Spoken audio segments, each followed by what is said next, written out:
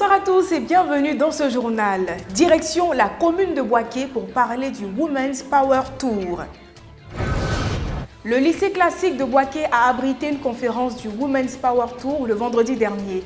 Cette initiative s'inscrivait dans le cadre de la campagne de sensibilisation au bien-être féminin. Plusieurs sujets ont été abordés, notamment l'entrepreneuriat, les infections sexuellement transmissibles et la confiance en soi.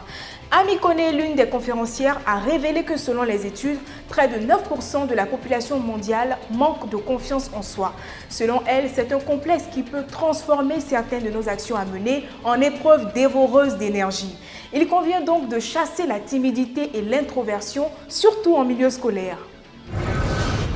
Créée par Sharif Koyak, Bibliobulle est une association à but non lucratif qui fait la promotion de la lecture et des bibliothèques publiques.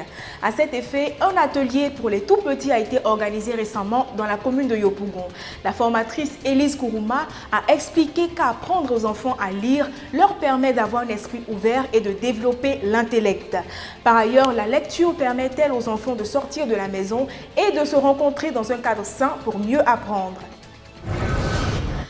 Samedi dernier, Hilaire Djedje, président de l'Amicale des étudiants de lettres modernes de l'université Félix Houphouët-Boigny, ainsi que des membres de son bureau se sont rendus à la pouponnière de Dabou, les bras chargés de vivres et de non-vivres.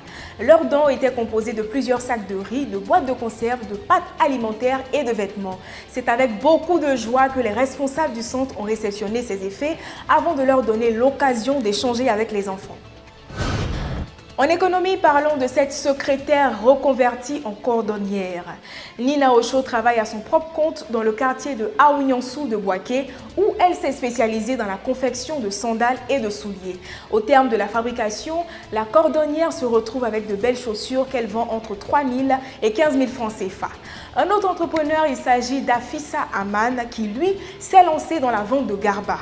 Chez Aman, les prix du poisson varient entre 250 et 400 francs CFA. Le vendeur de garba dit gagner jusqu'à 40 000 francs CFA de bénéfices par jour, soit un revenu mensuel de 1 200 000 francs CFA. Notre journal en est à sa fin. Merci, cher Piment, de votre attention. J'espère avoir su mériter votre précieux temps.